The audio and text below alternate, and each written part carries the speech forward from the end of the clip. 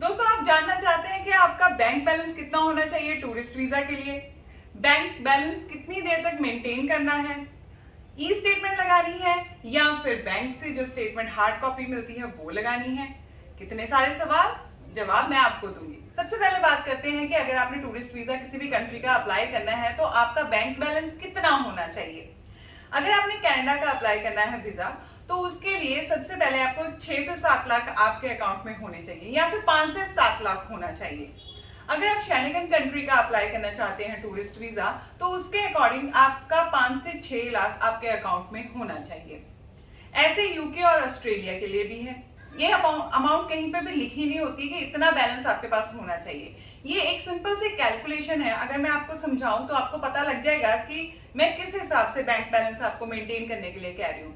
अगर आप कहीं घूमने जाते हैं तो वहां पे आपका ट्रैवलिंग का खर्चा, खाने का खर्चा, वहां पे होटल में रहने का खर्चा, अगर इनका अप्रोक्सीमेट आइडिया लगाएं तो आपके पास कितना बैलेंस होना चाहिए कि आपको वीजा अप्रूव हो जाए आपका। अगर कनाडा के लिए आपने अप्लाई करना है तो 4 महीने की बैंक स्टेटमेंट लगती है। ऑस्ट्रेलिया के लिए अप्लाई करना है 6 महीने से 3 महीने की भी लग सकती है बैंक स्टेटमेंट। यूके के लिए 3 महीने की बैंक स्टेटमेंट चाहिए। शेंगन के लिए 3 महीने की बैंक स्टेटमेंट चाहिए। अब बारी आती है कि फंड्स पुराने होने चाहिए या नए होने चाहिए। तो उसका भी आपका जो डाउट है वो मैं क्लियर कर देती हूँ। आपके अगर फंड्स पुराने होंगे तो ज्यादा फायदे में रहेंगे, क्योंकि आपकी बैंक बैलेंस जो है प्रॉपर्ली मेंटेन होगी। और कई बारी, बहुत बारी सुनने में मिलता है कि फंड्स डलवाइए इकट्ठे और वीजा अप्लाई कीजिए, आगे क्या होगा? रिफ्यूजल आ जाएगी। बहुत रेयर चांसेस होते हैं, किसी किसी का वीजा आ जाता है, बट अगर आप प्रॉपर्ली फाइल मेंटेन करेंगे तो आपके वीजा के चांसेस बढ़ जाते हैं। सो पुराने फंड्स जो हैं उस पर ध्यान दीजिए। आगे बात करते हैं कि ई स्टेटमेंट होनी चाहिए या बैंक से जो बैंक स्टेटमेंट आप निकलवाते हैं स्टैंप वाली, वो चाहिए। ई स्टेटमेंट क्या होती है? जो आप नेट बैंकिंग अपने मोबाइल ऐप से आप डाउनलोड कर लेते हैं, और एक होती है जो आप बैंक में जाके बैंक स्टेटमेंट लेते हैं, उस पर स्टैंप करवाते हैं और साइन करवाते हैं।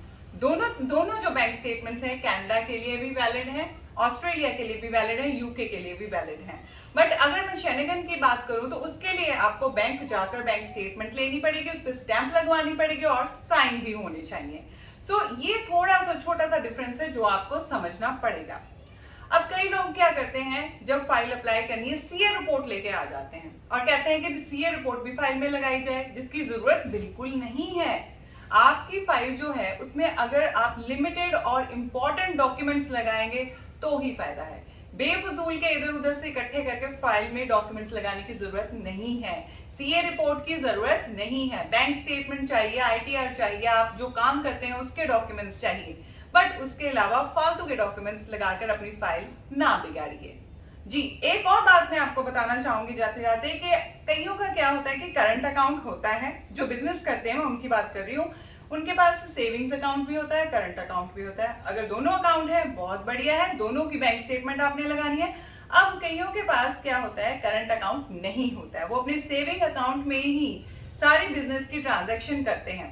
उनको घबराने की जरूरत नहीं है, उन्हें कोई करंट अकाउंट नया ओपन करने की जरूरत नहीं है। वो अपने सेविंग्स अकाउंट का बैंक स्टेटमेंट प्रॉपर्ली लगा सकते हैं, वो पर मेंटेन होनी चाहिए, उसके बाद ही आप उसे फाइल में लगाएं। और एक बात और मैं बताना चाहती हूँ, जिनकी एग्रीकल्चर प्रोफाइल होती है, मतलब जो खेती बाड़ी करते हैं, अगर उन्होंने अपना वीजा अप्लाई करना है तो वो 1 साल की बैंक स्टेटमेंट लगा सकते हैं या फिर 6 महीने की बैंक स्टेटमेंट जरूर लगाएं, इससे कम ना लगाएं। वो मैं इसलिए कह रही हूँ क्योंकि उनके जो जे फॉर्म है वो स्टार्टिंग साल के स्टार्टिंग और एंड में जे फॉर्म्स का जो अमाउंट है उनके बैंक में आता है, बैंक अकाउंट में आता है। उस हिसाब से जो खेती बाड़ी करते हैं वो 1 साल की है, 6 महीने की बैंक स्टेटमेंट जरूर लगाएं। वीजा आप हिंदी को ऐसे प्यार देते रहे, आपके सवालों के जवाब मैं देती रहूंगी। शुक्रिया।